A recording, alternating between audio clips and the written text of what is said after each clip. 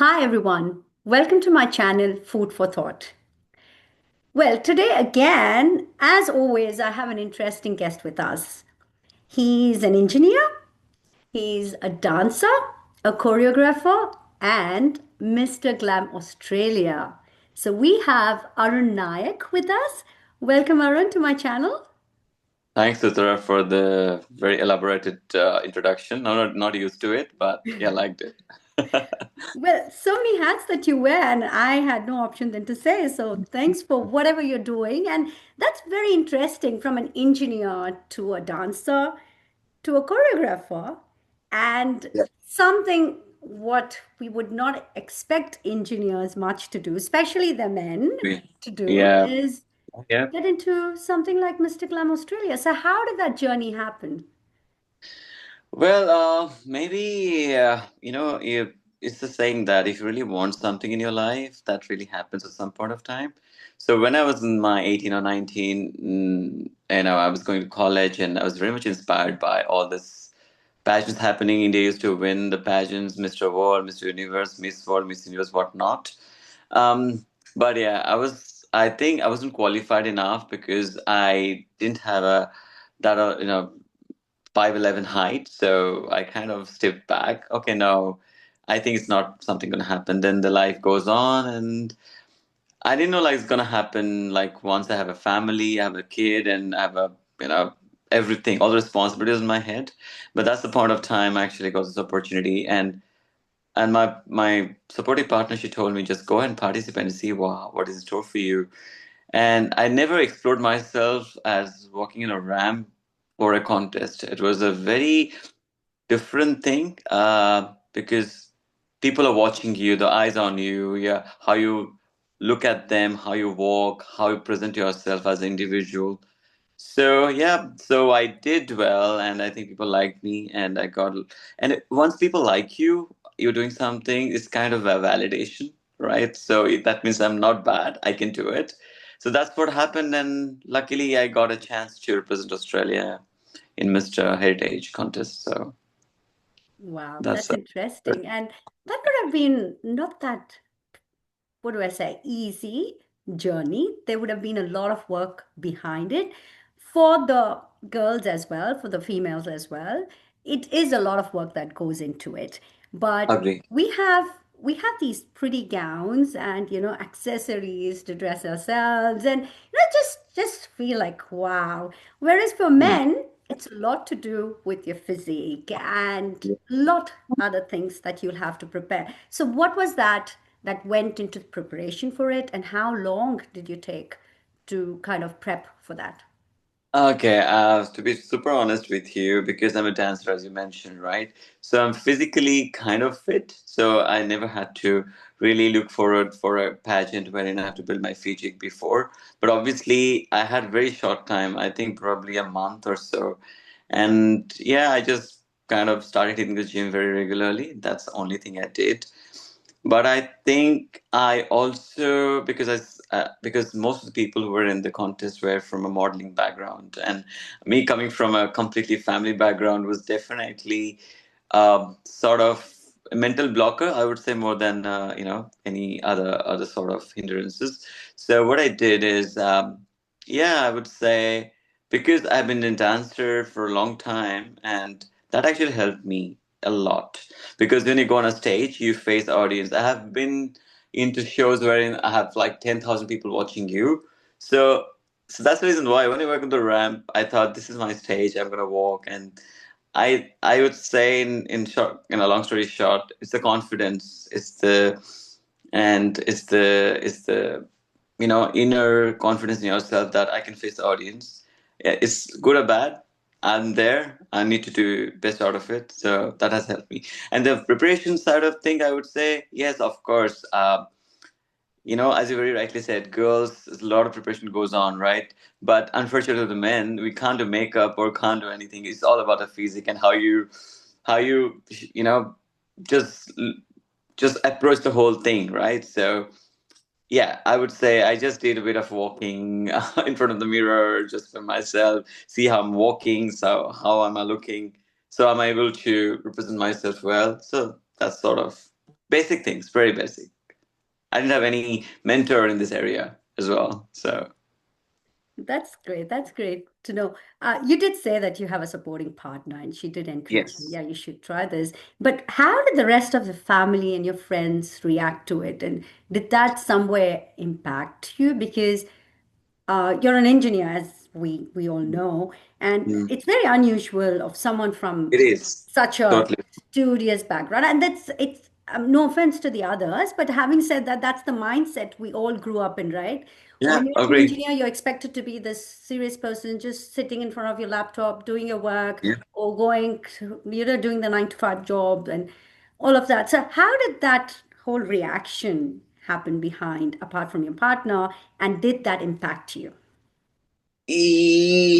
Actually, no. The reason being, I'm born in a family where I have very, very supportive parents, two amazing sisters who have always encouraged me to chase my dreams. And that's what I've learned in my life. You should it's like you shouldn't box yourself. And because I come from a background wherein my dad was like, okay, do your studies and the rest of the things, what do you would like to do in your life? And this is you're gonna, be independent living one day. So do things, obviously, have your boundaries set.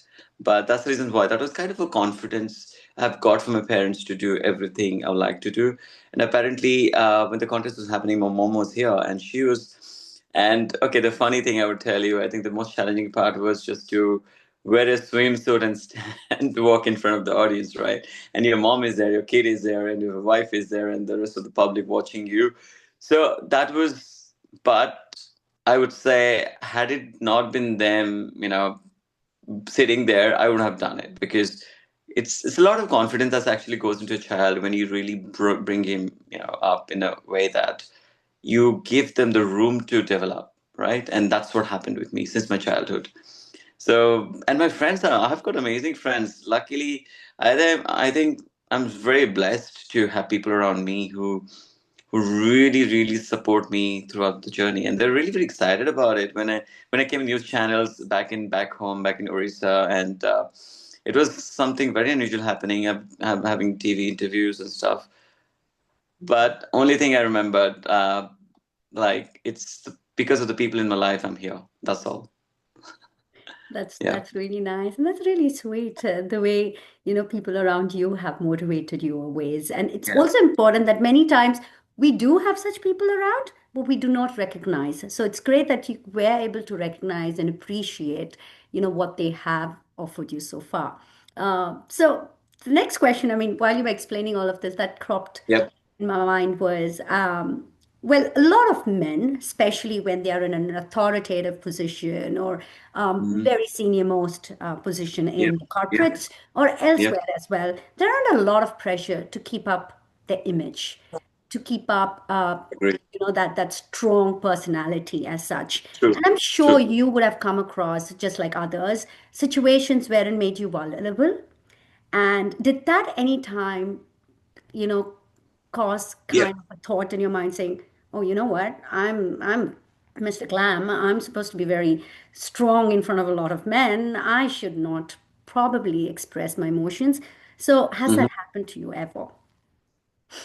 Honestly, no. Again, because that goes back to the same thing I just mentioned. Because from childhood, like I have learned, men can be emotional too. There's nothing wrong about expressing yourselves. I think this is a conditioning that's been put on many men in this world. You have to be certain way, and female has to be certain way, right? Like for example, if a woman does a house chore, it's very normal. But a man does it, it's looked at. Oh, he's doing so much. I think that sort of mindset I was never ever seen in my family. I have because I have two sisters, right? I think they're elder to me, and I've seen their journey as well. So being close to the woman in the family, I realize what the need of a woman is and what's how they should be supported. And for example, in my daily day-to-day life, I don't wait for my wife like she comes back and makes tea for me. If I can make tea for her, I don't know. The only thing I don't know to make is tea because I don't take tea. But the rest of the things I know. I think it's my privilege because I feel it's very, very important for her. She's a human being. She's going out and she's working as me as well. So I didn't see the difference as a men and women ever, and that has been my contest question as well. I always look beyond genders. So, and I still consider that men are vulnerable, men can cry, men can express emotions. They have the similar feelings that any girl, any human being would have. Yeah, that's the thing. Yeah, that's a great message there. And as you know, I work on men's mental health and create awareness on it. So I can Yeah, relate to a lot that you're talking about. And I must say thank you for getting that message out there. And I completely agree. Men are humans too. And as you know, the caption that I do believe in is, you know, we are humans after all, is what men are yeah, trying to say. totally, It's totally. okay for men to cry. It's okay to express themselves. But end of the day, again, when a newborn is there, when the Yeah, child is crying, and you just close your eyes, you can't differentiate this is a boy or a girl crying. totally, totally. It's just that they're crying. It's just as they grew up, we tune ourselves trying to differentiate. But thanks for that great message out there. And that brings me to one more question. Now, you Sure. have a son as well, right? So what's you actually have answered some of some parts of what I'm going to ask you, but what's your messaging to the dads out there and how important is the role of the dad? Yes, researchers have proved of late, and thanks to the technology and thanks to the advancement we have, wherein it does talk about the time spent with the child by a dad helps the child's Yep. development much better. But what's your messaging to the dads out there? Okay, so right, like my son is 12 years old, and I would say one thing, since he was born and was growing up, I never looked at him like he has to be perfect because that's the problem. Like when you start looking perfections in our kids, which we were not some part of time, and because we are not perfect at some point of time, we want they not to have their flaws, and that's we have to accept it. We have to let them. It's absolutely normal. Like and I don't box him to like he's teenager. He's going to be teenager, and I don't want him to behave in a way that's a perfect image guy, right? I rather have a very very deep conversation with him. I would say I spent almost all the topics. There's no topic really I can't share in the public forum. There's no topic untouched. So I kind of found a best friend in him, and he finds a best friend in me who can come and share. And apparently, I've seen amongst his friends and some family friends, there's a difference. Kids are not very open to parents, and I'm very close to all the friends' kids as well. Even the boys and girls, they come and share their secrets with me. I'm maybe the secret keeper of all the kids around my community, the kids especially because they're very comfortable with me because I've seen and they call me kind of cool dad. I've got the tag from them. Wow. So which is very I feel privileged because when kids have faith in you, that's amazing because I teach kids as well dancing, right? So I think I think the most satisfying thing what I actually feel in this journey is the love amount of love I get from them because I can relate to them. If some kid is not really listening to me or not doing the right thing, I take him out of the class. I sit down with them, spend 5-10 minutes with them, touch upon the points that is actually lacking in them.